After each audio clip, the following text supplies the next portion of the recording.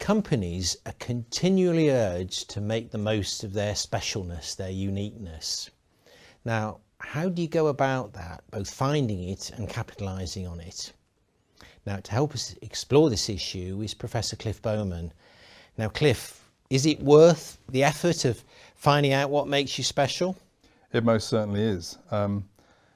What you need to do is to understand what's giving you advantage in the marketplace that you're in.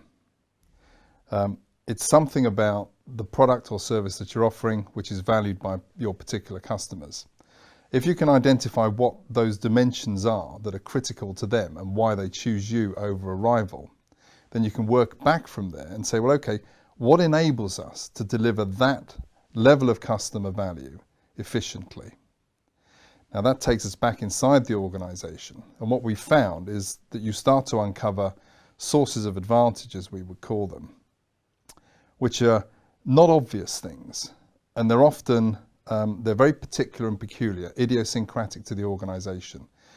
They're things which have been built up over the years, typically, okay, and they're things like relationships that people have, specific people have with specific clients, right? Know-how that a particular designer has that we manage to keep and develop.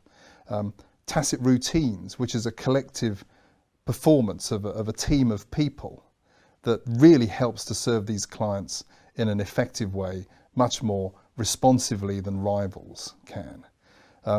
People use the term culture often to describe this, which is a very catch-all phrase, but there will be aspects of how we do things which give us that little edge, okay? Which means that, for example, when our salespeople go out into the field, they behave in a way which gives people more confidence that the organisation is going to deliver. Now, if we can identify what these sources of advantage are, we call them strategic assets and capabilities, then the minimum thing we can do is to protect them. Protect them from changes that would otherwise disturb these sources of advantage. Better still, we might be able to think about where we can take these capabilities and assets to build new types of business, so where these capabilities would add value somewhere else, okay? And we might strive to think about how we can create more sources of advantage like this. But the starting point must be understanding what are the strategic assets that we currently have.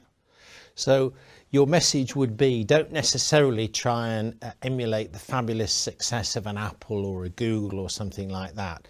Look inwards, try and understand where your uniqueness comes from. Absolutely. Any generic solution that's often contained in popular management books cannot give you a specific advantage. It stands to reason.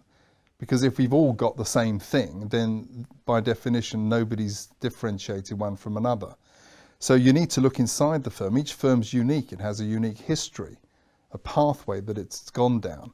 And there's some good bits and some not so good bits, okay? But it's figuring out what those really good bits are and then making sure that we capitalise on those and protect them.